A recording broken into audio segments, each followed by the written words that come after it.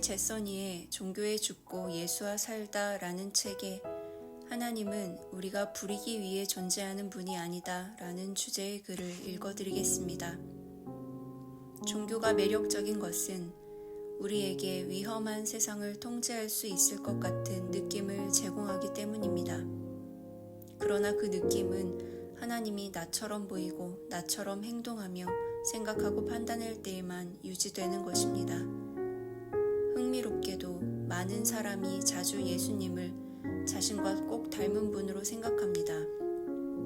그분이 나와 다르다면 곤란합니다. 그런 하나님은 내게 변화를 요구할지도 모르기 때문입니다. 따라서 하나님이 나처럼 보이지 않는 순간이 오면 우리는 그분을 재단하고 개조하는 작업을 합니다. 하나님의 형상을 따라 지음받은 사람들이 자신의 형상대로 하나님을 재창조하는 것입니다. 이렇듯 우리는 생각보다 더 자기중심적입니다. 현대인들은 자신이 원하는 것을 해주고 자신의 문제를 해결해주며 자신의 목표를 이루도록 도와주는 신을 원합니다. 소비자의 시선으로 마치 개인 트레이너나 자판기를 이용하는 것처럼 하나님을 이용하려고 합니다. 소비주의적인 종교에서 우리는 하나님을 섬기기 위해 존재하지 않습니다. 오히려 하나님이 우리를 섬기기 위해 존재합니다. 소비자는 언제나 왕이기 때문입니다. 이것이 많은 종교가 하나님을 인생을 변화시켜줄 기적의 제품으로 선전하는 이유입니다. 사실 사람들은 하나님께 별로 관심이 없습니다.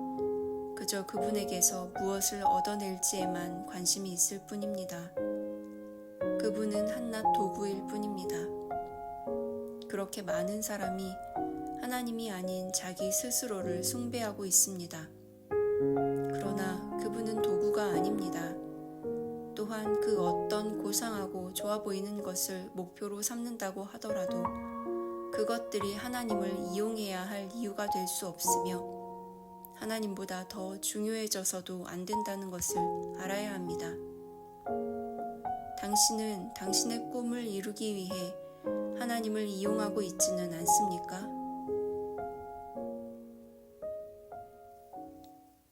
오늘 우리가 함께 나눌 말씀은 마태복음 18장 12절에서 20절 말씀입니다. 너희 생각에는 어떠하냐? 만일 어떤 사람이 양 100마리가 있는데 그 중에 하나가 길을 잃었으면 그 99마리를 산에 두고 가서 길 잃은 양을 찾지 않겠느냐? 진실로 너희에게 이르노니 만일 찾으면 길을 잃지 아니한 99마리보다 이것을 더 기뻐하리라. 이와 같이 이 작은 자 중에 하나라도 잃는 것은 하늘에 계신 너의 아버지의 뜻이 아니니라. 내 형제가 죄를 범하거든 가서 너와 그 사람과만 상대하여 권고하라. 만일 들으면 내가 내 형제를 얻은 것이요 만일 듣지 않거든 한두 사람을 데리고 가서 두세 증인의 입으로 말마다 확증하게 하라. 만일 그들의 말도 듣지 않거든 교회의 말하고 교회의 말도 듣지 않거든 이방인과 세리와 같이 여기라. 진실로 너희에게 이르노니 무엇이든지 너희가 땅에서 매면 하늘에서도 매일 것이요 무엇이든지 땅에서 풀면 하늘에서도 풀리리라. 진실로 다시 너희에게 이르노니 너희 중에 두 사람이 땅에서 합심하여 무엇이든지 구하면 하늘에 계신 내 아버지께서 그들을 위하여 이루게 하시리라. 두세 사람이 내 이름으로 모인 곳에는 나도 그들 중에 있느니라. 아멘. 반갑습니다. 오늘 마태복음 18장 12절부터 20절까지를 중심으로 교회라는 제목의 말씀을 함께 나누겠습니다. 오늘 본문은 너무나도 소중한 약속이 주어진 본문입니다. 20절을 보시면 두세 사람이 내 이름으로 모인 곳에는 나도 그들 중에 있느니라. 여러분, 이건 너무나 놀라운 약속입니다. 사실 이 구절은 사람들의 편의로 막연히 이해해온 게 사실입니다. 20절에 있는 모인 곳은 모이다, 모임 이런 의미인데 이 단어가 나중에 교회라는 단어의 어원이 됩니다. 실제로 우리가 쓰고 있는 교회라는 말도 가르칠 교회, 모일 회라는 말의 조합이 교회인데 모임이라는 말이 들어가 있습니다.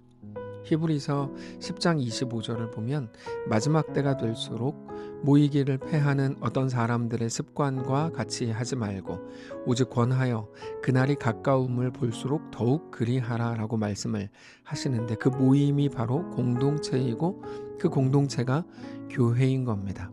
우리가 교회를 생각할 때 어떤 공동체나 혹은 어떤 모임이라고 생각하기보다 건물을 생각하고 교회의 교인 수 혹은 어떤 재정, 어떤 권력 구조 이런 것들을 생각할 때가 많이 있는데, 그건 철저히 왜곡된 시선이고 가톨릭에서 나온 개념들입니다.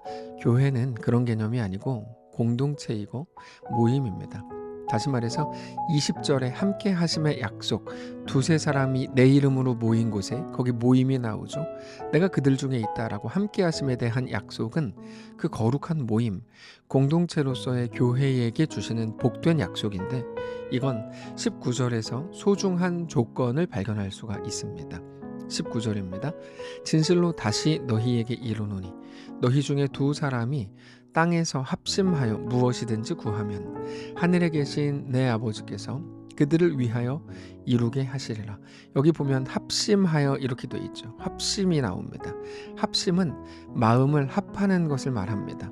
여러분, 합심은 교회에서 가장 중요한 내용 중에 하나입니다.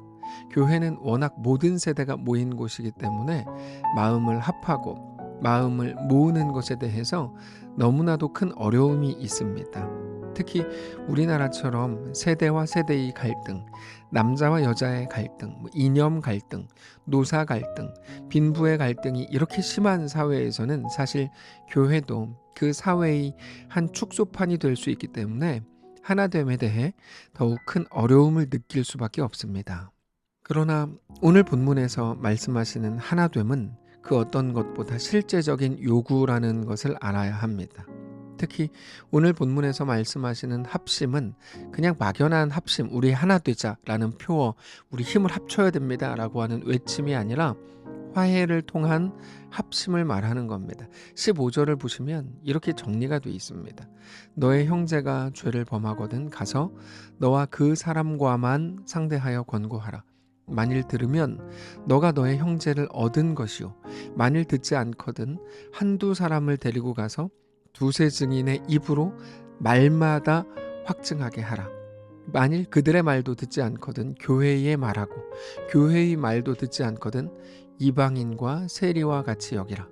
여기 보면 단지 틀어짐이 아니라 죄로 인한 것도 서로 대화를 하고, 안 되면 두세 사람과 같이 가서 대화를 하고, 그래도 안 되면 교회에 말하고, 그것도 안 되면 그 모임에서 추방하라는 겁니다. 추방하라는 거 이거 너무 심한 거 아닙니까? 이렇게 생각할 수 있겠죠. 그런데 교회의 하나됨이라고 하는 건 그럴 만큼 소중한 문제이기 때문에 예수님께서 이렇게 말씀하신다는 것을 우리가 알아야 합니다. 그런데 단지 기분과 편의를 위해서, 내 감정을 존중받기 위해서 그렇게 하는 거 아닙니다. 그 전에 그렇게 함께 있게 된 사람이 누구인지를 알아야 되는데, 그가 누구이냐에 대해서 예수님께서 12절에 이렇게 말씀하십니다. 너희 생각에는 어떠하냐?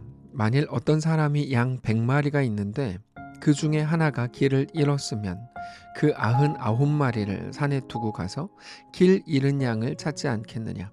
진실로 너희에게 이르노니 만일 찾으면 길을 잃지 아니한 99마리보다 이것을 더 기뻐하리라. 그러니까 누구죠? 그 사람이라고 할 때 그 사람은 모든 것을 포기하더라도 얻어낸 그 사람이고, 그 한 사람으로 인해서 다른 99마리보다 더 기뻐했던 한 사람입니다.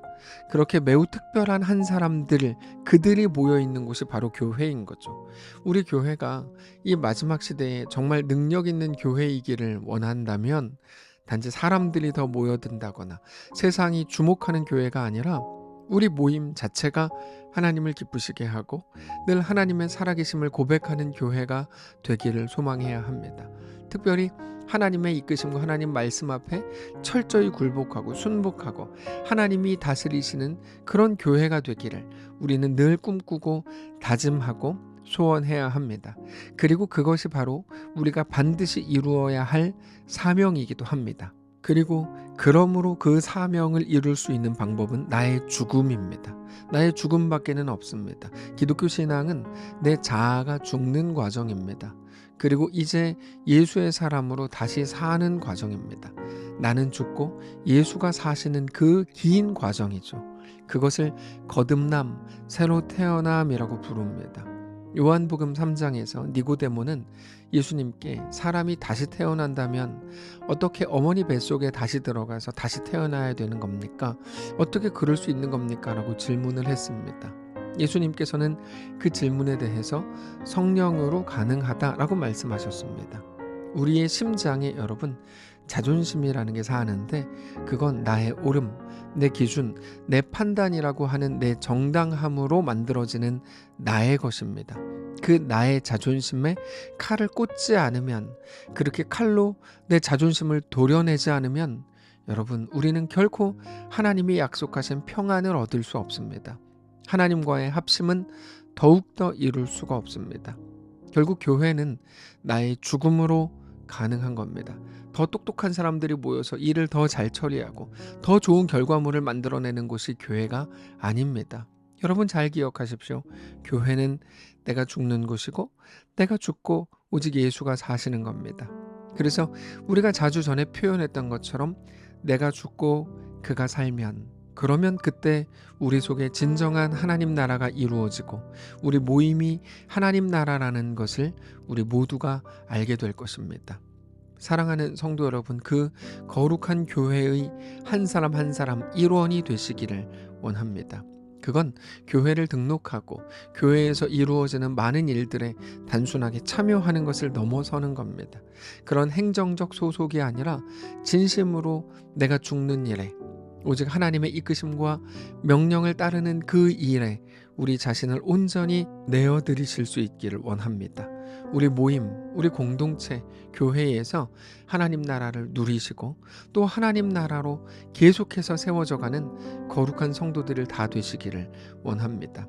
기도하겠습니다. 살아계신 하나님, 우리 교회가 온전한 교회 되기를 원합니다. 더 성장하고 더 커지고 사람들이 주목하고 모든 사람들에게 칭찬받는, 하나님 우리는 당연히 그런 교회를 원합니다. 그런데 다만 하나님 앞에 모두가 철저히 엎드리는 교회, 하나님의 다스리심 앞에 굴복하는 교회, 순종하는 교회, 그렇게 각자가 다 죽고 각자의 속에 오직 예수가 사시는 그 결과 하나님이 마음껏 부리시고 마음껏 다스리시고 마음껏 움직이시는 그런 교회가 될 수 있도록 역사해 주시옵소서.